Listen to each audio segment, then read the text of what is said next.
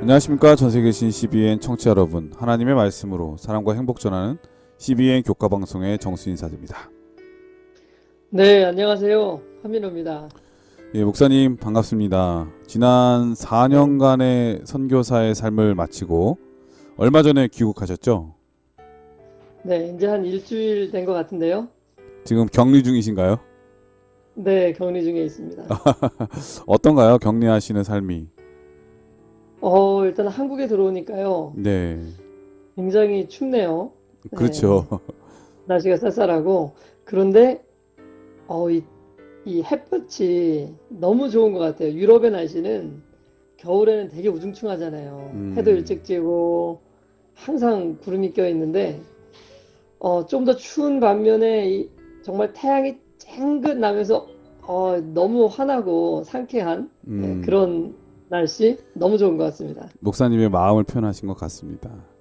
지난 4년간의 선교사 삶이 고되고 힘들었을 텐데 주님께서 도와주시고 또 인도해 주셔서 그 사역을 무사히 잘 마치고 귀국하신 거 진심으로 축하드리고요. 이제 새로운 교회 가시잖아요, 그죠?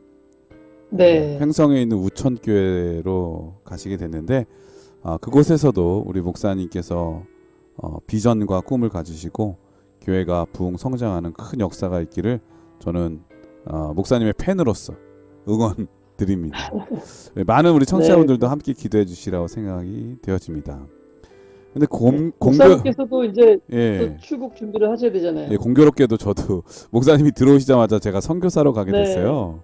예, 네, 필리핀 마닐라 한인교회로 제가 선교사로 가게 됐는데요. 우리 많은 청취자분들 혹시 이제 코로나가 좀 좋아져서 이 필리핀 마닐라에 오시게 되면 꼭 연락 주시고 교회를 찾아주신다면 성심성의껏 잘 보시고 또 우리 모든 청취자분들 선교사의 삶이 이렇게 넉넉하진 않잖아요. 하나님께서 네, 잘 지켜주시고 교회가 또 주님 안에서 뜻을 이루는 그리고 성장할 수 있도록 우리 많은 청취자분들 기도로 응원해 주시기를 부탁드리겠습니다. 우리 모두 화이팅입니다. 자, 네, 오늘은 제 8과 예수 새 언약의 중보자라고 하는 제목인데 요 교과하기 전에 먼저 몇 가지 좀 말씀을 좀 드려야 될 것 같은데 요즘 이 교회가 재개발하는 데가 많잖아요. 그러다 네, 보니까 본의 아니게 교회가 어려움 당하는 곳들이 꽤 있더라고요. 우리 광명교회 같은 경우에 대표적인 예인데 이렇게 어려운 교회들이 많이 있다는 거 좀 기억해 주시고 여러분 기도하실 때 그 목록에 꼭 좀 기억해 주셔서 기도해 주셨으면 좋겠습니다. 아울러 우리 목사님들 중에 몇 분들이 많이 아프신 것 같아요. 아프신 네, 분들이 많이 있으신데 특별히 우리 토평교회 우리 박민열 목사님께서 건강이 많이 좋지 않으신데 여러분들 뜨겁고 간절한 이 히스기야에게 나타났던 하나님의 뜨거운 역사가 있도록 여러분 기도해 주시기를 간절히 부탁드립니다. 아직도 목회하실 일이 많이 있으시고 또 큰 일을 하셔야 되는 그런 목사님이신데 갑작스러운 병환으로 좀 어려움을 당하고 계신 것 같습니다. 우리 성도들이 기도하면 하나님께서 또 도와주시라고 생각되어지는데요. 여러분들께서 조석으로 기도하실 때 꼭 우리 교회를 위해서 또 우리 목사님을 위해서 기도해 주시기를 부탁드리겠습니다. 자, 오늘은 제 8번째 시간인데요. 예수 새 언약의 중보자라고 하는 제목인데 먼저 기억절 말씀을 읽어드리겠습니다. 그러나 이제 그는 더 아름다운 직분을 얻으셨으니 그는 더 좋은 약속으로 세우신 더 좋은 언약의 중보자시라. 히브리서 8장 6절 말씀이었습니다. 예, 히브리서는 우리가 다 알다시피 예수님에 대한 기독론적인 그런 책이라고 말씀을 드렸습니다. 예수님은 어떠한 분이신가? 창조주시고 우리의 귀한 형제 되시고 또 제사장 되시고. 자, 오늘은 제 8번째 시간인데 제목은 예수 새 언약의 중보자라고 하는 제목인데 어떤 말씀인가요? 네. 이번 주 교과는 어쩌면 이 히브리서에서 가장 중요한 주제가 아닐까라고 생각이 드는데요.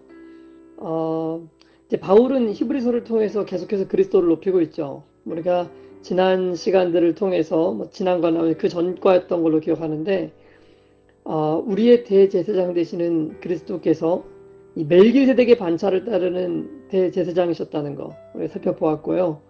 또 그러므로 구약 제사 제도에 얽매이지 않은 더 나은 제사장이 되신다는 사실을 우리가 이미 살펴보았습니다. 자, 바울에게 왜 이 사실이 중요했는가? 왜냐하면 바울은 그리스도가 그냥 사람 혹은 뭐 레위의 반차를 따르는 제사장이 아니라 하나님이셨다는 것을 증거해야 될 필요가 있었던 거거든요. 뿐만 아니라 그리스도는 자신의 피를 가지고 언약을 이루신 참 하나님이라는 것을 정말 강하게 나타내기 위해서 그러한 예를 사용했다는 것을 우리가 이미 살펴보았습니다. 그래서 이제 바울은 멜기세덱의 반차를 따른 예수님이 또한 새 언약의 주인공이심을 나타내고자 하는 것인데요. 어떻게 예수님께서 새 언약의 중보자가 되실 수 있는 것인지, 그리고 새 언약 가운데 우리는 어떻게 하나님의 모든 명령에 순종하며 생애할 수 있는지를 알려주고자 하는 것이 이번 아마 그 제8과의 목적이라고 할 수 있겠습니다. 이번 주 교과를 통해서 우리가 새 언약에 대한 개념을 명확하게 이해하고 또 나아가서 새 언약 가운데서 우리의 삶이 율법의 원칙과 일치될 수 있는 방법이 무엇인지 올바로 깨닫는 그런 시간 되기를 바랍니다. 예, 오늘 교과를 통해서 새 언약의 의미는 무엇이고 또 새 언약의 중보자는 또 어떤 역할이고 어떤 의미인지 우리 한민호 목사님을 통해서 배워보도록 하겠습니다. 말씀에 앞서 찬미 듣고 시작합니다. 여기는 말씀의 방송 CBN 코리아입니다.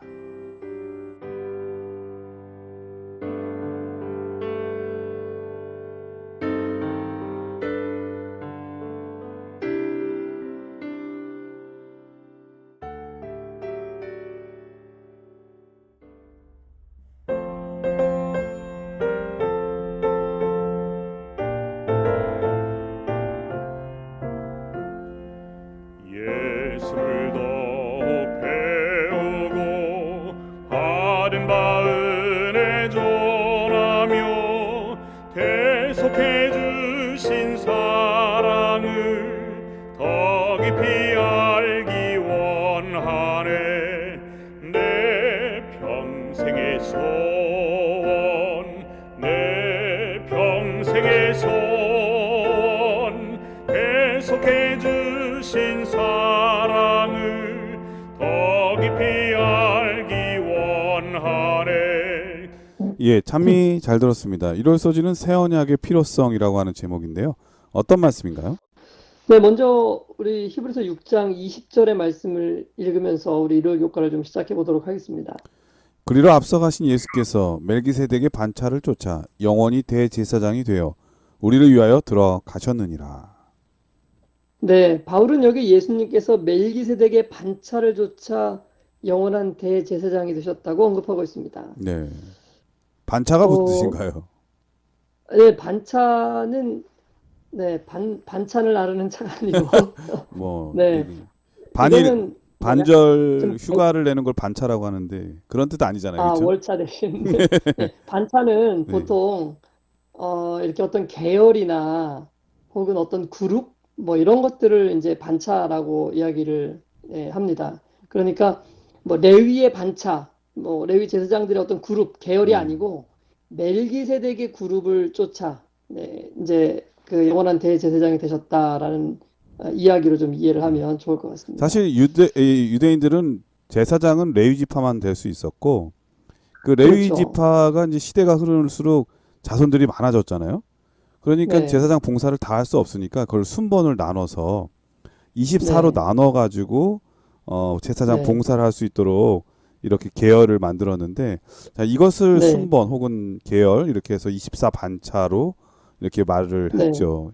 그래서 레위 지파는 맞습니다. 24 반차로 해서 봉사를 순조롭게 이렇게 하도록 했는데 예수님은 그런 네, 레위의 계열이 아니라 전혀 다른 네, 멜기세덱의 계열을 순번을 통해서 제사장이 되신 것, 이 어떤 혈통이라든지 이런 거에 상관없이 더 탁월한 네. 제사장이 되셨다고 하는 의미로 멜기세덱의 반차라고 하는 뜻을 사용했다는 것 말씀해 주셨습니다. 그렇죠. 그러니까 예수님은 레위 사람이 아니기 때문에 사실은 이제 제사장이 될 자격이 없죠. 그러나 우리가 이미 앞전에 공부해 봤을 텐데요. 멜기세덱의 계열을 따르는 그 반차의 제사장으로서 예수님은 이제 등극하셨다는 거죠. 사실 그 멜기세덱은 사실, 살렘 네, 왕이면서 제사장이었잖아요. 네, 그렇죠? 왕이면서 그렇죠. 제사장. 네. 맞습니다. 예수님하고 너무 네. 잘 표현하기에 좋은 적절한 그 표상적으로 너무 적합한 그런 표현할 수 있는 그런 위치에 있었던 사람이었던 것 같아요. 맞습니다. 네. 이제 그 내용이 바로 히브리서 7장 1절로부터 이제 10절까지가 이 멜기세덱이 누군지에 대해서 우리가 이제 자세히 설명을 해 놓았는데, 아마 지지난기에 저희가 진지난과에 자세히 공부를 했으니까 이 부분은 좀 건너뛰고요.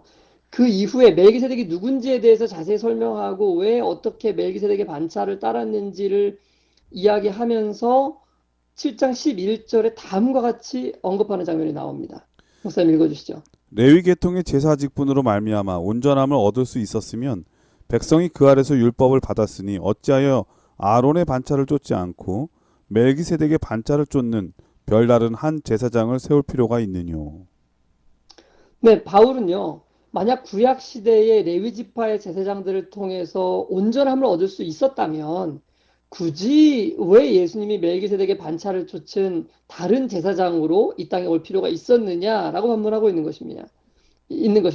왜냐하면은 구약의 제사 제도나 혹은 제사장을 통해서는 사람이 온전한 속죄를 얻거나 완전해지는 것이 불가능했기 때문이었던 것이죠.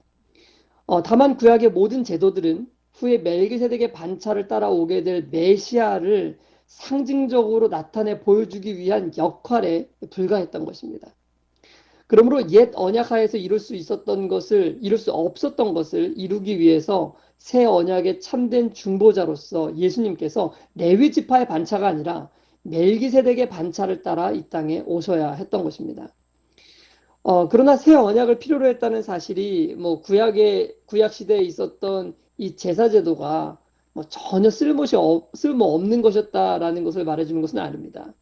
레위 제사장들의 성전 봉사나 의식들 그리고 제사 제도를 주신 이유는 그것들을 통해서 백성들을 우상 숭배로부터 보호할 뿐만 아니라 앞으로 이 땅에 오실 예수님의 사역 그리고 그분이 행하실 일들을 그 제도를 통해서 표상하기 위해서 우리에게 주셨던 것이죠. 그러니까 결국 이 모든 제도들, 구약의 모든 제사 제도들, 뭐 제사장 제도들 이런 것들은 예수 그리스도와 그분이 행하실 일, 곧 십자가를 알려주기 위해서 고안된 것들이었던 것입니다. 이제 예수님께서 멜기세덱의 반차를 따라 오심으로 구약에 주어진 모든 언약들이 예수님 안에서 온전함을 이룰 수 있게 된 것이고 우리는 그것이 비준된 때로부터 새 언약, 십자가 이후에 새 언약이라고 부르게 된 것입니다. 이런 측면에서 볼 때 옛 언약과 새 언약은 사실상 같은 언약이었죠. 그러니까 옛 언약에 뭐 부족함이 있기 때문에 새 언약을 새롭게 했다는 의미가 아니고 결국 옛 언약도 똑같은 은혜 가운데서 맺어진 것이고 앞으로 오실 예수 그리스도를 상징하고 있었던 것이었던 것입니다. 다만 옛 언약은 어디까지나 상징이었던 것이고 그것이 실제를 만나 성취된 그 이후로 그때로부터 이것은 옛 언약에서 새 언약으로 불러지게 되었다는 것 우리가 기억해야 할 것입니다. 만일 예수님께서 이 땅에 친히 오셔서 십자가를 지지 않으셨다면 구약 시대의 언약은 그러므로 온전히 성취될 수 없었을 것입니다.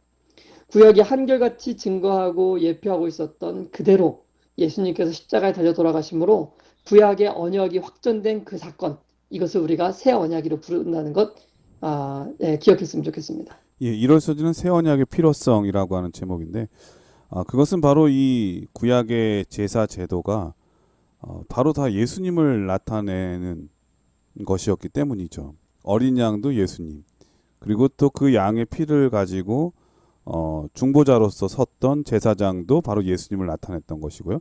이 두 가지, 이 모든 것을 다 잘 표현할 수 있었던 더 탁월한 제사장, 레위 지파의 제사장이 아니라 그보다 더 우월한 제사장이 바로 이 멜기세덱의 반차를 쫓은 제사장이었다는 것. 이 멜기세덱은 살렘 왕, 평강의 왕이면서 동시에 제사장이었다고 하는 측면에서 예수님을 나타내기에 가장 적절한 인물이었기 때문에 멜기세덱의 반차를 쫓은 제사장, 특별한 제사장임을 말씀해 주셨습니다. 바로 이것이 이제 새 언약의 이제 전환이라고 할 수 있죠. 상징이 실제를 만났기 때문에 그런 것입니다. 자, 월요일 소지는 새 언약의 특징이라고 하는 제목인데 어떤 말씀인가요? 자, 이제 우리 히브리서에 언급된 새 언약에 대해서 우리가 좀 한번 살펴보면 좋을 텐데요. 히브리서 8장 10절의 말씀 읽어주시면 감사하겠습니다. 또 주께서 가라사대 그날 후에 내가 이스라엘 집으로 세울 언약이 이것이니 내 법을 저희 생각에 두고 저희 마음에 이것을 기록하리라. 나는 저희에게 하나님이 되고 저희는 내게 백성이 되리라. 네, 어떤 분들은 이 구절을 들으면서 좀 의아해하실 분들이 있을지 모르겠습니다. 이 구절이 왜 히브리서에 있지? 하고 말이죠. 네. 사실 이 구절이 처음 언급된 것은 히브리서가 아니고 바로 예레미야서입니다.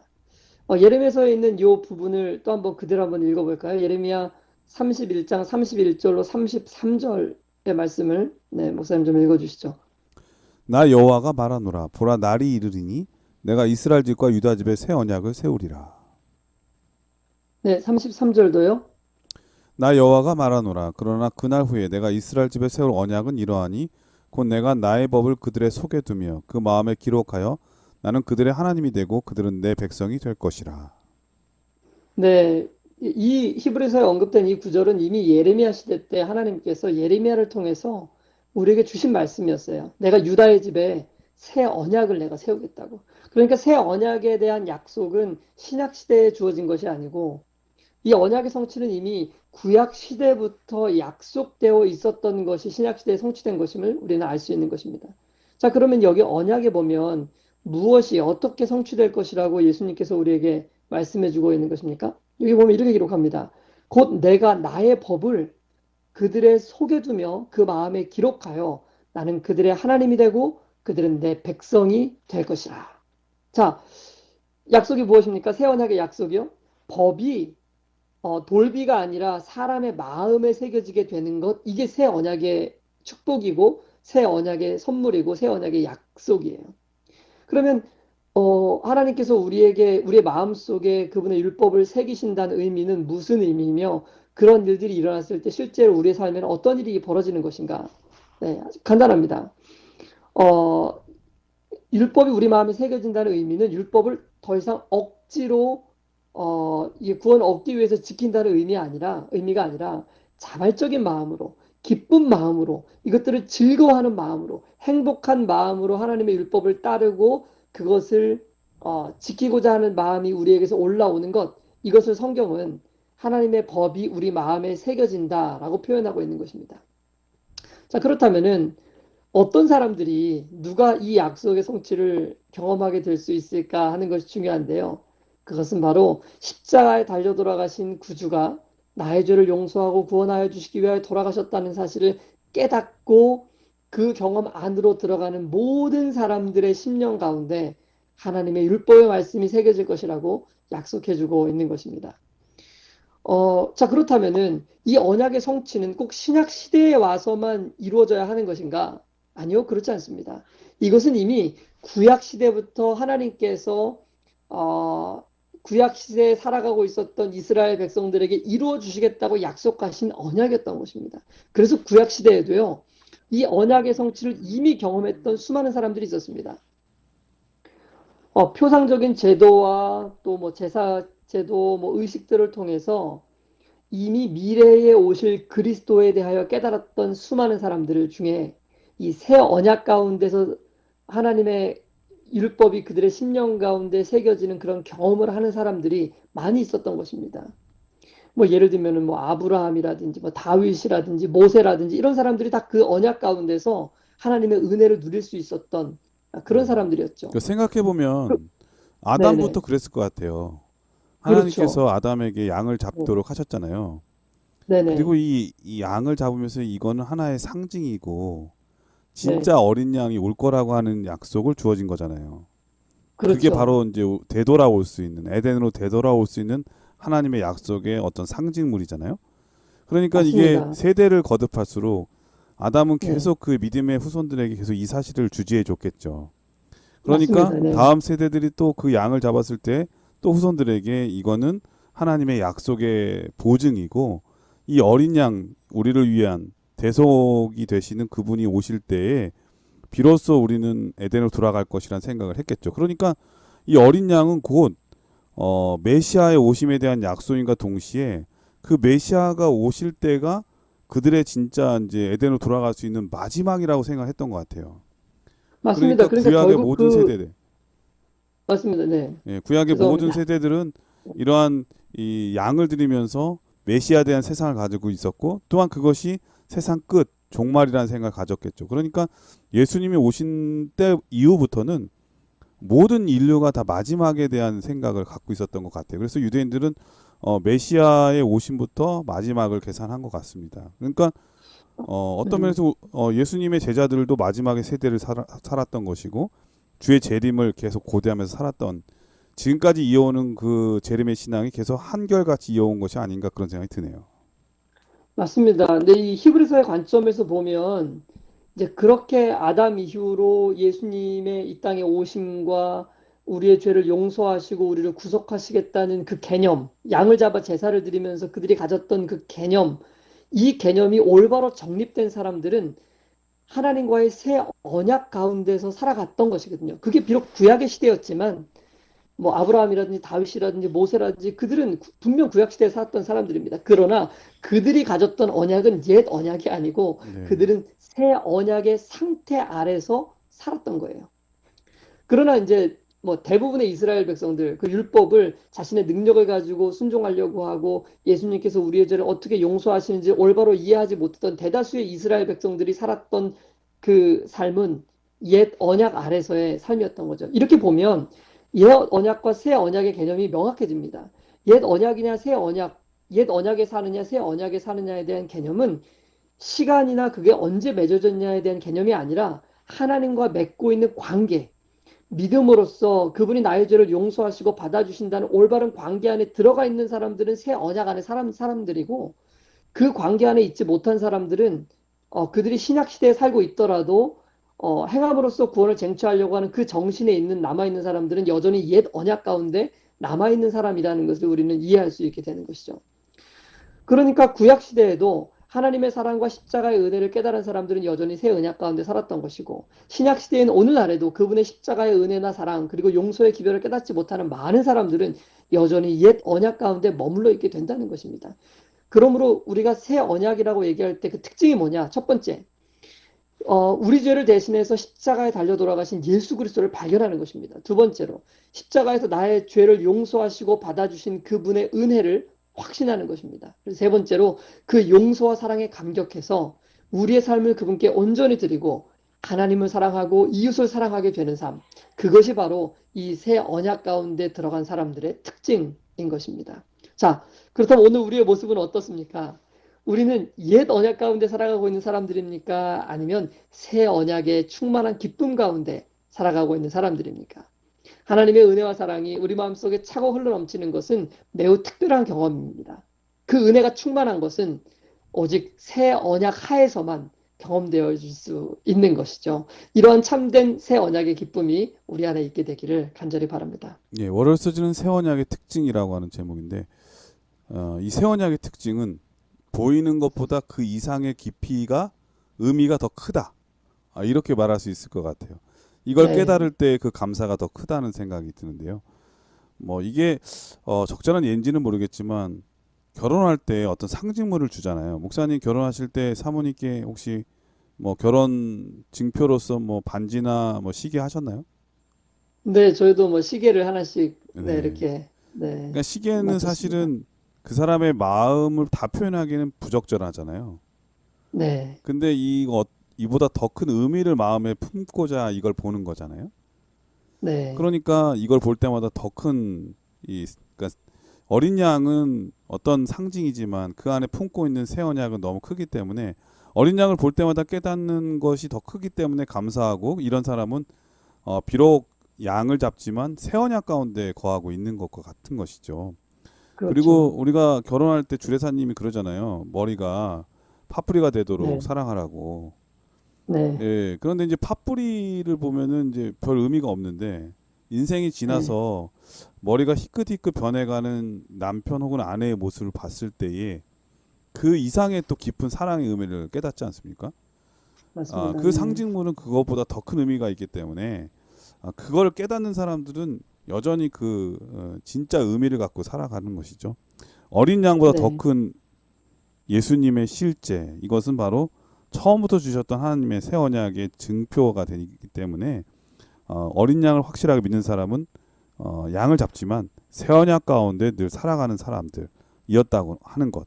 이게 바로 특징이었다고 하는 것을 말씀하고 있는 것입니다. 그러니까 그런 사람들은 늘 감사와 찬송과 찬양이 입에서 떠나지 않았겠죠. 항상 기쁨으로 신앙하는 삶이 있지 않았을까 그런 생각이 듭니다. 네, 화요일 소지는 새 언약에 있는 더 좋은 중보자라고 하는 제목인데요. 어떤 말씀인가요?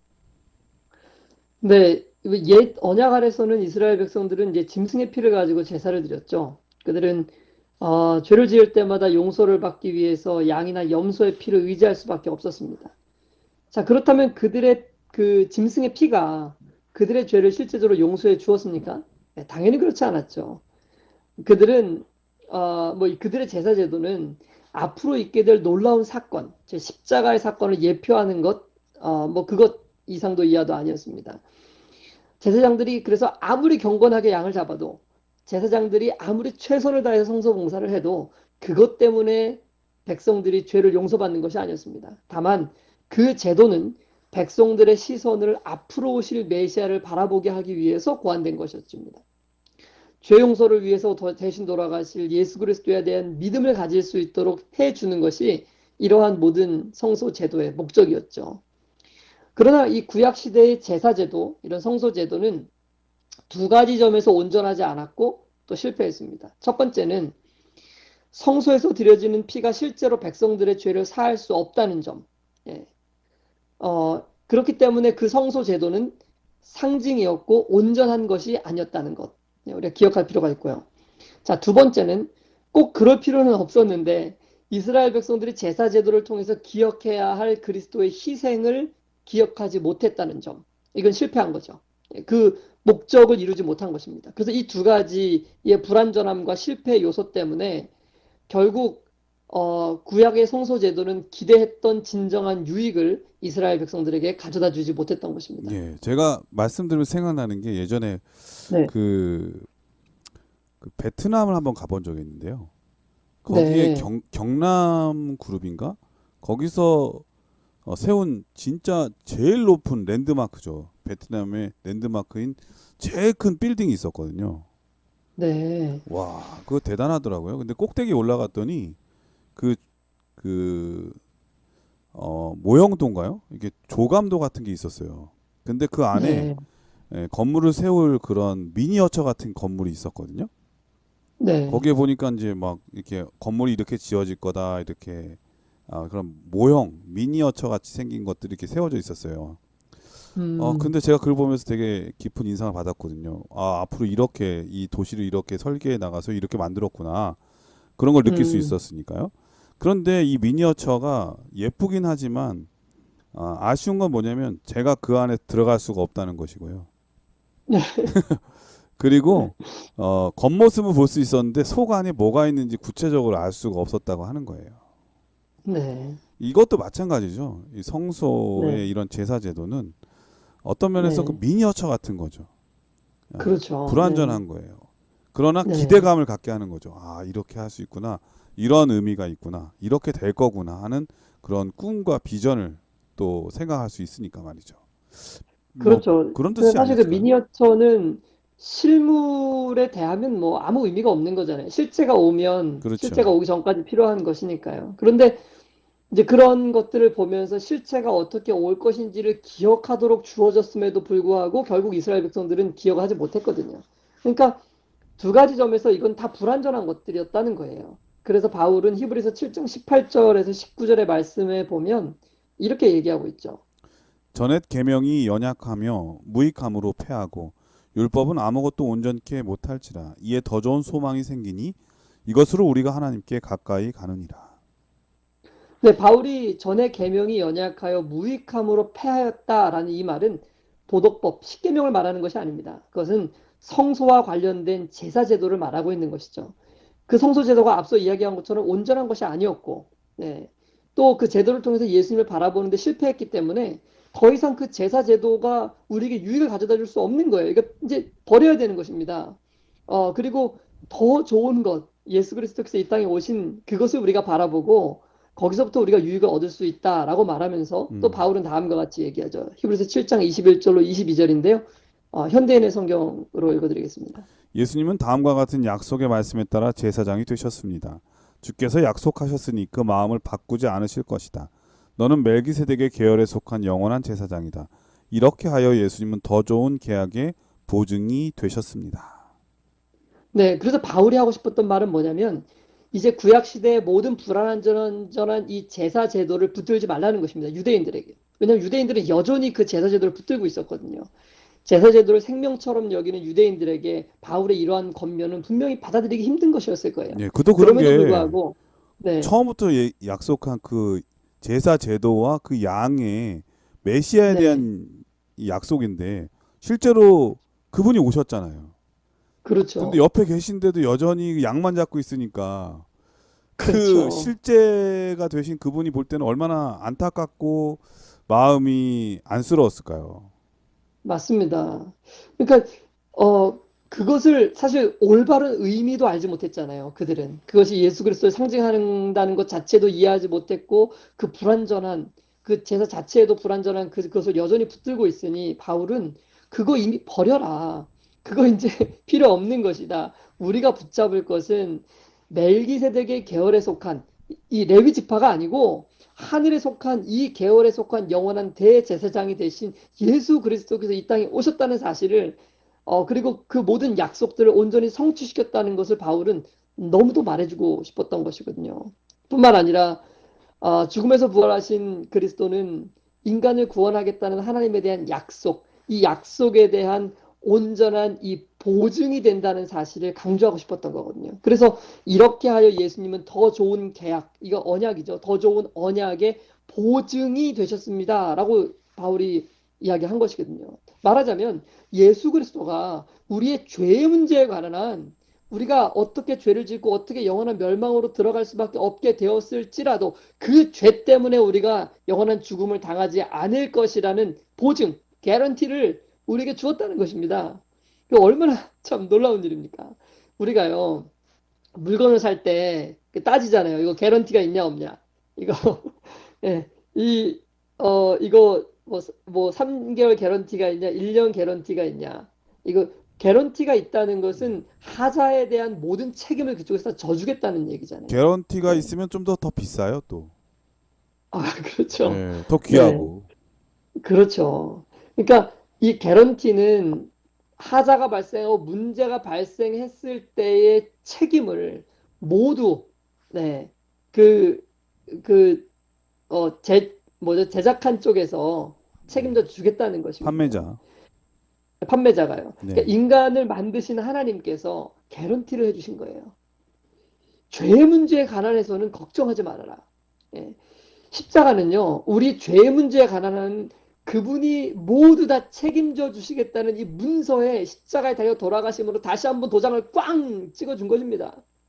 구약의 모든 제사 제도들은요, 앞으로 이 땅에 오셔서 이것을 확실하게 개런티해 주실 예수님의 약속에 대한 표상이었어요. 그걸 기억하라고. 아직 그 일이 일어나진 않았지만 앞으로 예수님께서 이 땅에 오셔서 그 일을 이루어 주실 것이니까 그것을 기억하고 믿고 받아들이고 기다리라고. 그런데 예수님이 십자가에 실제로 오셔가지고 그 문서에 사인하시고 그 보증인이 되어가지고 우리에게 확실하게 약속을 보여주셨거든요. 그런데 여전히 유대인들이 양을 잡으면서 제사를 드리고 그 오실 메시아를 기다리고 그런 약속을 이루실 그분을 기다린다는 것. 이것은 바울에게 너무나도 마음 아픈 일이 아닐 수가 없었던 것입니다. 그래서 바울은 이것을 유대인들에게 알려주고 싶었던 거예요. 그래서 히브리서 8장에서 바울은 동일한 약속을 다음과 같이 표현합니다. 히브리서 8장 6절의 말씀입니다. 그러나 이제 그가 더 아름다운 직분을 얻으셨으니 이는 더 좋은 약속으로 세우신 더 좋은 언약의 중보시라. 네, 이제 이 모든 일이 다 끝났다는 거예요. 그분은 더 아름다운 직분을 얻으셨고, 실제로 그 모든 약속이 다 이루어졌고, 실제로 더 좋은 약속 위에 하나님께서 언약의 중보로서 예수 그리스도를 세우셨다는 것을 알려주고 있는 것입니다. 여기는요, 아까는 보증이라고 했는데 여기는 더 좋은 언약의 중보라고 바울이 표현해요. 이 보증이라는 단어 대신에 중보라는 단어를 여기서 사용했는데요. 사실 보증과 중보는 서로 다른 의미지만은 이 중보라는 단어를 자세히 들여다보면은 신약에서는 굉장히 이게 폭이 넓게 사용되어지고 있는 것을 볼 수가 있습니다. 중보라는 단어가 보통은 뭐 중재자, 중개인, 뭐 증인 이런 의미로도 사용되지만은 보증이라는 이 중보라는 단어 속에는 보증 혹은 보증인으로서의 의미도 분명히 포함되어 있다고 오늘 교과는 얘기하고 있습니다. 그러므로 바울은 우리로 하여금 예수 그리스도께서 새 언약의 보증인, 아까 개런티 얘기했죠? 되신다는 것을 다시 한번 강조해주고 있는 것입니다. 즉, 우리의 죄를 용서하시고 받아주시겠다는 약속이 확실하게 보장되어 있다는 사실을 바울이 지금 유대인들에게 강조하고 있는 것이죠.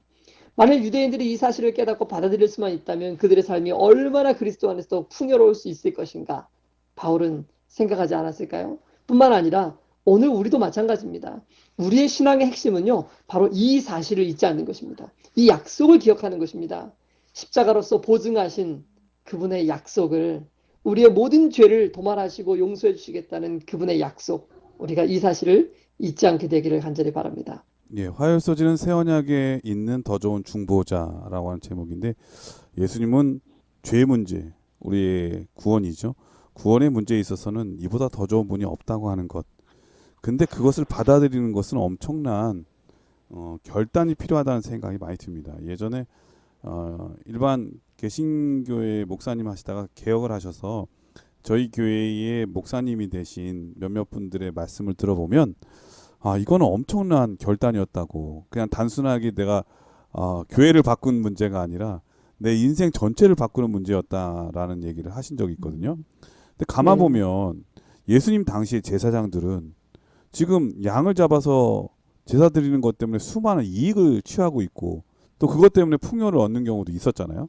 그게 문제가 네. 되기도 했고요. 그래서 성전이 장사꾼의 소굴이 되어 버려가지고 예수님께서 정결하게 하신 그런 부분도 있는데, 만약에 그 당시에 제사장이 예수님을 메시아로 인정하는 한 더 이상 이거 하는 일을 버려야만 했잖아요. 이건 그렇죠. 엄청난 결단이죠. 그리고 네. 예수님이 십자가에 돌아가신 이후에도 그것을 받아들인 사람이면은 지금 내가 지금 하고 있는 걸 다 버려야만 하는 거잖아요. 그렇죠. 그러니까 그게 쉽지 않았던 것 같아요. 지금 네, 계속 정말 거예요. 이 양을 잡아서 드리는 것 때문에 수익을 얻고 자기의 삶이 풍요로운데, 예수님이 메시아라는 것이 인정되면 이런 모든 것들을 다 버리고 그분을 따라야 되는데, 그 제사장들에게는 엄청난 도전이었겠죠. 그런데 그 도전을 한순간 그게 바로 축복이었고, 그게 또 진짜 구원의 길인데, 많은 사람들이 이러한 세상적인 풍요, 세상적인 것 때문에 진정한 구조가 옆에 있음에도 불구하고 그렇게 해야 된다고 머리로는 인식하면서도 형편상 여러 가지 고려사항 때문에 주님을 따르지 못하는 경우가 얼마나 많이 있는지 새삼 또 생각해 보게 됩니다. 우리에게 더 좋은 중보자가 계셨을 때에 우리는 옛일을 버리고 새 언약의 중보를 믿어서 그걸 따라야 되지 않나, 그런 결단이 필요하지 않나, 그런 생각이 듭니다. 우리에게도 그런 결단에 대한 생각을 한 번쯤 해보는 그런 귀한 시간이 되었던 것 같습니다. 자, 그럼 여기서 참여하고 들으시고 계속해서 수요일 목요일 소주를 공부하도록 하겠습니다. 여기는 말씀의 방송 CBN 코리아입니다.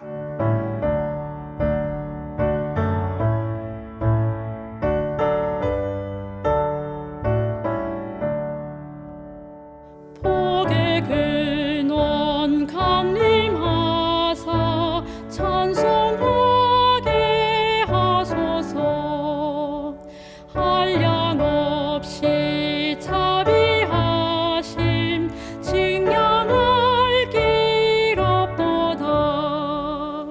천사들의 기쁜 찬송 나도 하게 하소서. 구속하신 이의 함을 항상 찬송합니다. 수요일 소지는 새 언약에 있는 더 좋은 약속이라고 하는 제목인데요. 어떤 말씀인가요? 네, 새 언약 안에 있는 이 약속의 본질이 무엇인지 우리가 좀 살펴보겠습니다. 자, 그 안에는요, 하나님은 우리의 구원을 위해 필요한 모든 것을 다 하시겠다는 약속이 들어가 있어요. 이게 새 언약의 약속입니다. 심지어는 그분의 생명을 우리를 위하여 주시겠다는 약속이 이 새 언약 속에 들어가 있고, 이것이 아담과 하와가 범죄한 이후에 즉시로 우리에게 새롭게 맺어주신 언약이었습니다. 자, 그렇다면은 이런 약속을 하나님께서 우리에게 주시고 이 언약 안에 들어오기를 초청하셨는데, 그럼 우린 이 언약 안에 들어가기 위해서 우리가 해야 될 일이 무엇인가? 네, 첫 번째는 그것은 바로 동의를 드려야 합니다. 좀 말이 좀 이상하죠? 동의를 드려야 한다. 하나님께서 우리의 구원을 이루고자 하실 때, 우리의 구원을 위해서 죄 용서라든지 우리에게 필요한 의라든지 이런 모든 것들은 하나님 편에서 다 제공하시기로 약속하신 거예요. 이게 새 언약이에요. 너무 이상하죠? 근데 따지고 보면요. 인간이 창조될 때도 똑같아요. 인간이 창조될 때 우리가 뭐 하나님께 보태드린 거 있습니까? 아무것도 없어요. 우리는 눈 떠 보니까 하나님께 세상을 다 창조하시고 우리도 창조하시고 이 모든 것들을 다 누릴 수 있도록 만들어 주신 거예요. 근데 우리가 이걸 잃어버렸을 때 이걸 되찾아오는 방법도 동일해요. 우리가 이걸 되찾아오는 것이 아니고 하나님 편에서 모든 것들을 재창조하시고 다시 만드는 거예요. 필요한 뭐 십자가의 희생이라든지 뭐 이 모든 과정들도 하나님께서 친히 다 이행하시는 거예요. 우리는 뭐만 하면 되냐면 하나님께서 나를 위해서 그 일을 행하시고 나에게 구원을 베푸시는 것에 대한 나는 동의를 하면 되는 겁니다. 받아들이기로. 그 선물을 내 것으로 받아들이기로 우리가 선택하면 되는 거예요. 아담과 하와도 마찬가지였죠. 그걸 받아들이고 선택하면 선악과를 먹지 않고 영원히 살면 되는 것입니다. 근데 그런 축복들을 내가 원치 않습니다라고 거절하고 싶으면 선악과를 먹으면 되는 거였거든요. 근데 그들이 선악과를 먹어서 결국은 그 모든 축복들을 잃어버리게 됐죠. 이것을 이제 우리는 한 번 더 경험하는 것입니다. 하나님께서 우리의 구원을 위해서 필요한 모든 것들을 일방적으로 다 행하시겠다고 우리에게 약속하셨을 때 우리에게 물으시는 거예요. 이거 원하느냐? 내가 너에게 이 모든 일을 하기를 동의해 주느냐? 너는 이것을 받아들이기를 선택하느냐? 그럼 여러분, 우리가 동의해서 손해볼 거 있습니까? 아무것도 없죠. 우리는 네, 원합니다. 주님 이 일을 행해 주십시오. 라고 선택만 하면 되는 것입니다. 자, 그런데요. 우리가 이 땅에서도 무엇인가 일을 처리할 때 아마 이런 경험들이 있을 거예요. 제가 얼마 전에 그 오스트리아에 여전히 있을 때 이 그 정성군에서 주는 재난지원금을 받아야 되는데 제가 받으러 갈 수가 없는 것입니다. 그래서 알아보니까 다른 사람이 와서 받아갈 수 있대요. 제가 위임장을 써주면. 그래서 제가 이제 부랴부랴 아버지께 연락을 드려가지고 위임장을 써서 보내드리고 아버지는 그 위임장을 가지고 정성군에 가서 그 재난지원금을 이제 상품권으로 이렇게 받으실 수가 있었던 것입니다. 자, 그 재난지원금을 주려고 하는데 그것을 받으려면 제 아버지가 대신 제 위임장을 가지고 가서 그 권한을 행사해야 되는 거예요.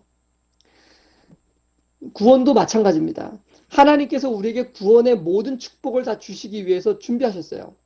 우리가 해야 될 일은 뭐냐? 위임장을 써드리는 거예요. 그 모든 축복들을 내가 받고 싶습니다. 그 모든 축복들을 예수님이 대신 받을 수 있도록 예수님이 십자가에서 그 모든 일을 이루셨다는 것을 제가 동의합니다. 그러니 제 모든 위임장을 예수님께 드리겠습니다. 라고 우리의 동의, 우리의 위임장을 예수님께 써 드려야 되는 것입니다. 그러니까 우리가 백지 종이 하나를 들고 이렇게 써야 돼요. 나는 나의 삶의 모든 권한을 나를 위해 십자가를 지고 생명을 주신 주님께 넘겨드리기로 결심합니다.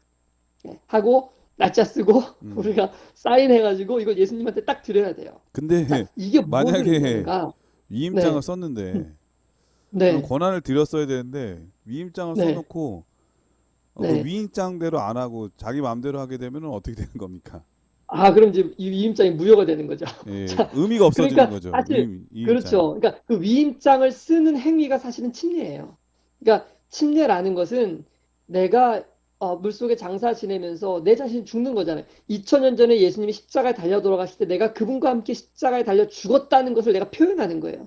그러니까 더 이상은 이제 내 삶을 살지 않고 나의 삶의 모든 권한을 나를 위해서 부활하신 예수 그리스도와 함께 부활함으로 그분께 내가 드리겠다는 이 서원, 약속이 바로 이게 바로 침례잖아요. 이게 바로 이 백지종에다 이 글을 쓴 거랑 똑같은 것입니다. 그러니까 우리가 이 상태를 유지하고 우리의 삶을 그분께 드릴 때 내 삶의 주인이 더 이상 내가 아니고 나의 모든 권한을 예수님께 다 위임해 드린다고 우리가 이렇게 공표할 때 우리의 주인은 예수 그리스도가 되는 것이죠. 그러니까 우리는 그 말은 뭐냐면 예수님께서 행하시는 모든 일은 다 내가 동일하게 행하겠다는 뜻이에요. 그러니까 예수님이 말씀하시는 대로 내가 말씀하고 예수님이 가서 그걸 내는 건 내가 하는 거랑 똑같다는 것을 인정하는 거예요. 다시 말하면 그분의 모든 명령에 나는 일치합니다 라고 선언하는 서명과도 같은 것입니다. 그러니까 예수님께 우리의 뭐 전 권한을 드린다는 뜻은 다시 말하면 하나님께서 우리에게 명령하신 모든 명령들, 성경에 나와 있는 모든 명령에 순종하고 따르겠다는 결심과 똑같은 것입니다. 여러분, 우리의 구원이 이루어지려면 반드시 이런 관계가 맺어져야 되는 것입니다. 성경은 이 관계를 언약 관계라고 말해요. 우리의 모든 죄에 대한 책임은 하나님께서 예수 그리스도를 통해서 다 지겠다. 그러니 너는 더 이상 너의 삶을 너 것으로 주장하지 말고 너의 모든 권한을 예수 그리스도께 위임하라. 예. 그러면 그분이 친히 너의 삶 가운데서 그 모든 구원을 이루실 것이다. 이게 언약 관계 아니겠습니까? 그래서 이스라엘 백성들이 하나님과 처음 언약 관계에 들어갈 때의 모습을 살펴보면 이런 관계가 잘 드러나는 것을 볼 수 있습니다.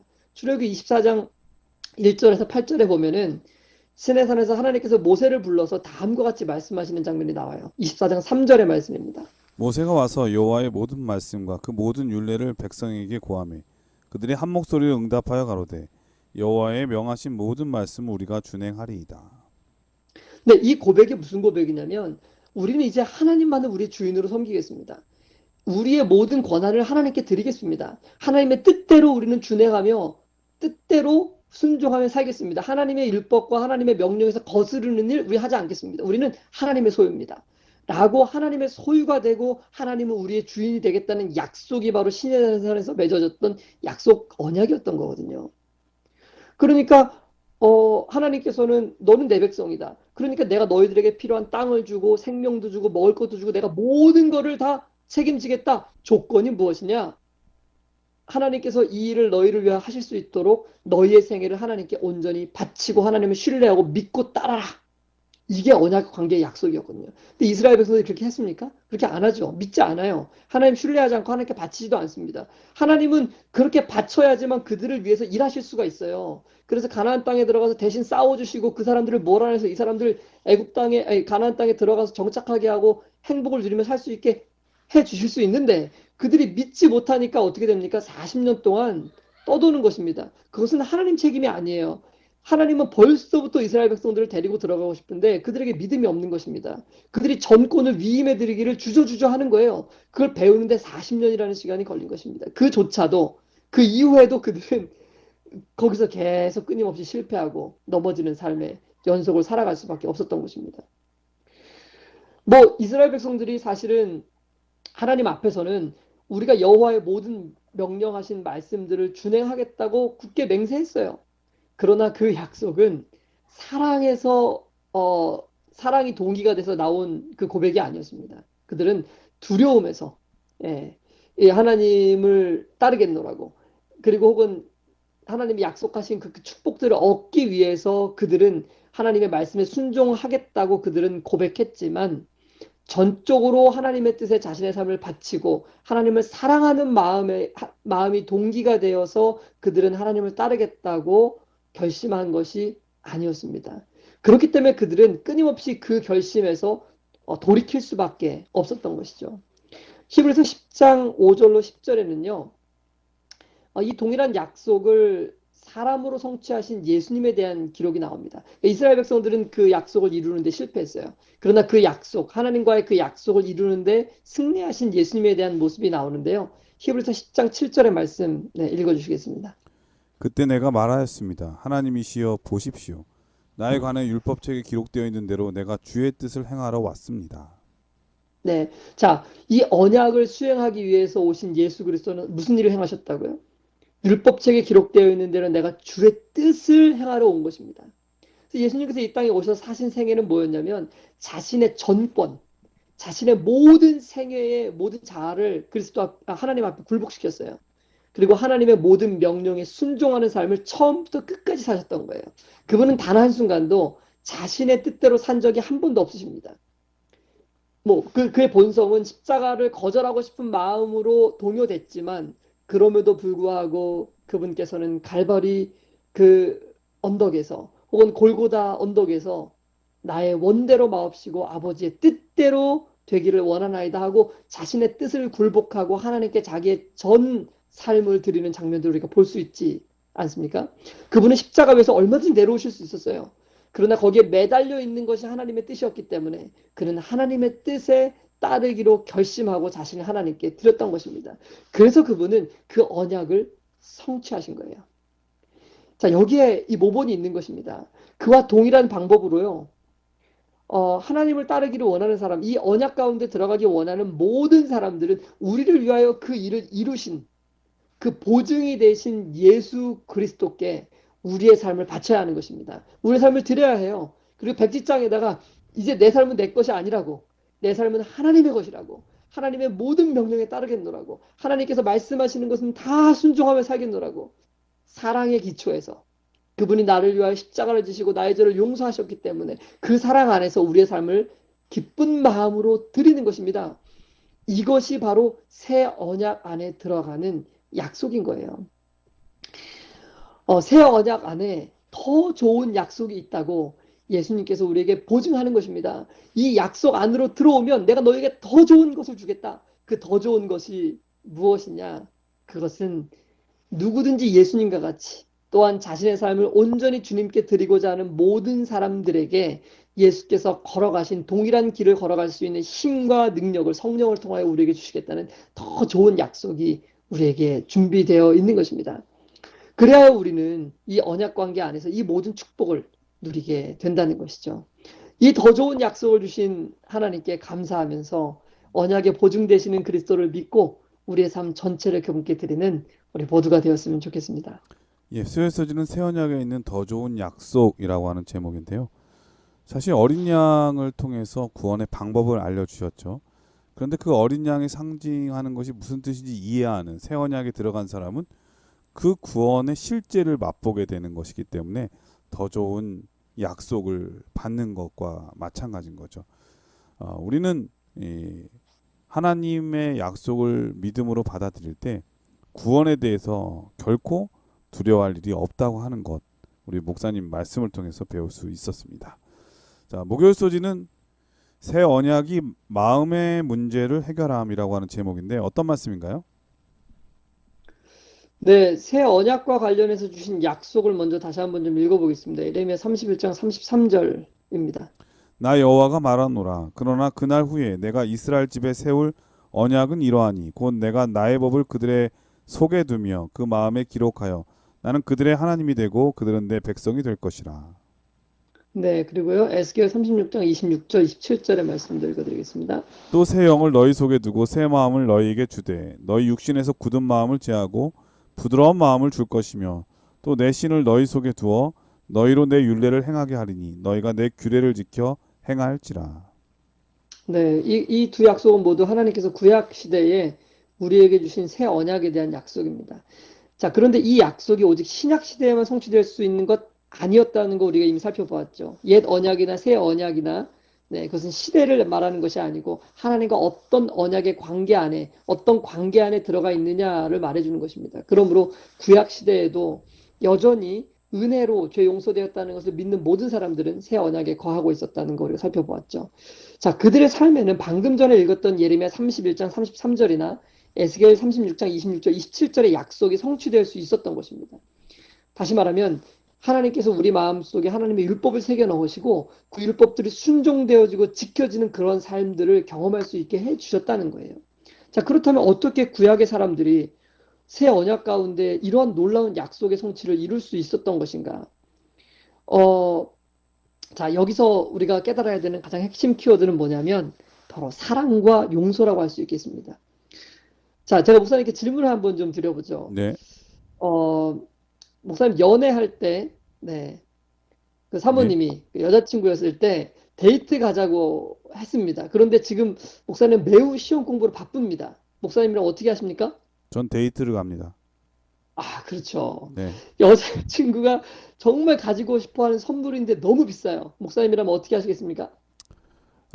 제가 왜 데이트를 가냐면 아까 네, 말씀드렸듯이 시험은 또 볼 수 네, 있지만 이 네. 여자는 또다시 제가 아, 만날 수 없기 때문에 아, 그렇죠.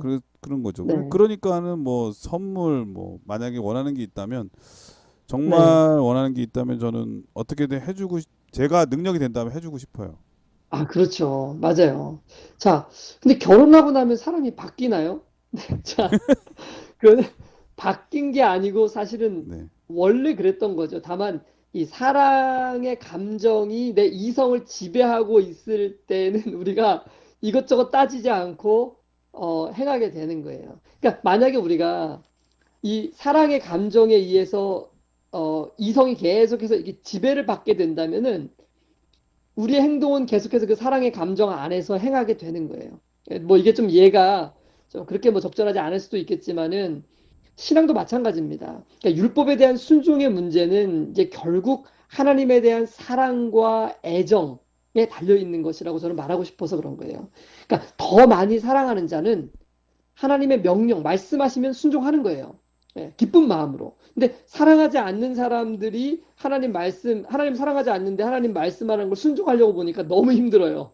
왜냐하면 율법의 모든 조항들이 다 짐으로 느껴지고 구원은 받아야 되겠는데 이걸 다 행하려니까 너무나 힘들 수밖에 없는 거죠. 근데 우리가 하나님을 사랑한다면, 그래서 그 사랑이 우리 마음속에 가득한다면 율법의 조항들 그거 즐겨서 순종할 수 있게 되는 것 아니겠습니까?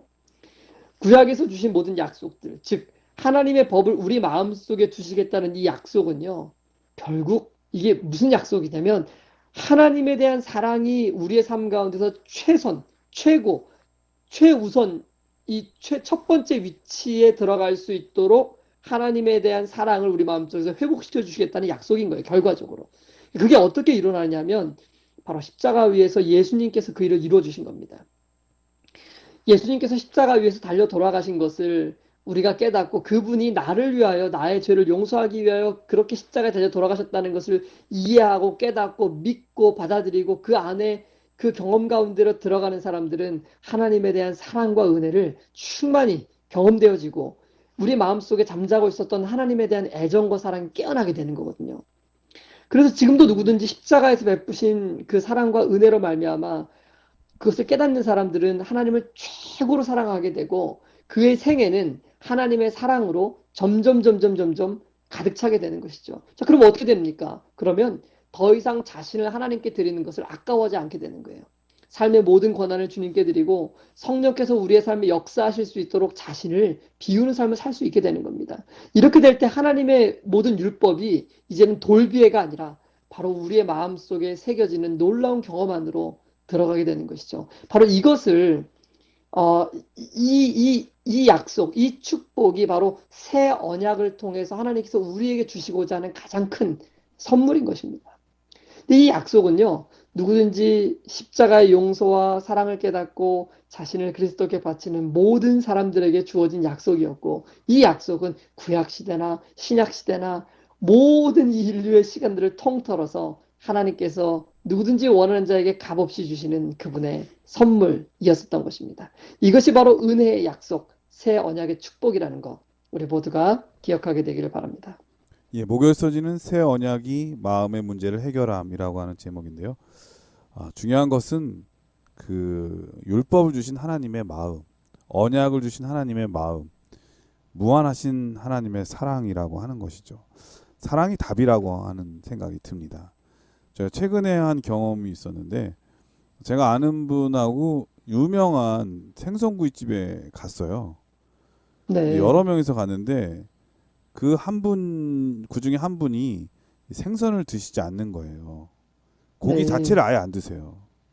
네, 그런데 이제 주인 아주머니는 자기네 집이 생선구이가 되게 맛있는데 유독 한 네, 사람이 안 먹고 있으니까 궁금해 하셨나 봐요.